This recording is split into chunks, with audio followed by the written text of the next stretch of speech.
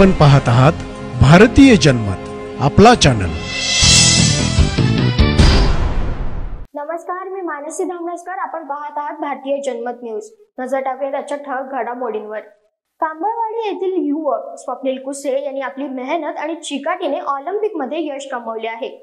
आर्थिक अडचणींवर मात करून कुटुंबाच्या पाठिंब्यामुळे त्यांनी पॅरिसमध्ये तिरंगा फडकवला आहे। कोल्हापूरच्या नेमबाजी परंपरेला एक नवा अध्याय त्याने जोडला आहे।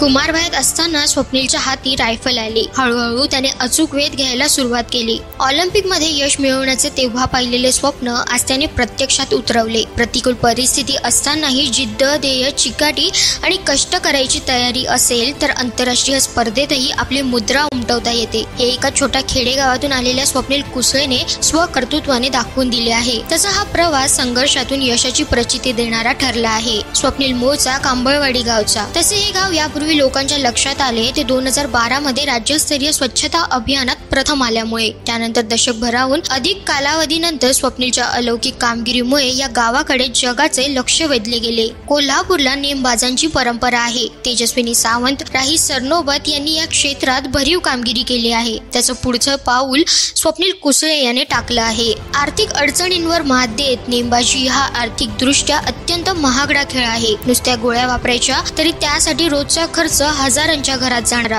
कुसळे या मध्यमवर्गीय कुटुंबाला तर हा खर्च परवडणारा नव्हता। मात्र कुटुंबीय स्वप्नीलच्या पाठीशी खंबीरपणे उभे राहिले। स्वप्नीलची कामगिरी सुधारत गेली तशी त्याला कुटुंबियांनी सर्वतोपरी मदत केली। शिक्षक असलेले वडील सुरेश कुसळे व सरपंच असलेली आई अंजली कुसळे यांच्यासह संपूर्ण कुटुंबियांच्या पाठिंब्यामुळेच स्वप्नीलने पॅरिसमध्ये तिरंगा फडकवला आहे। तसंच स्वप्नील मध्य रेल्वेमध्ये कार्यरत आहे।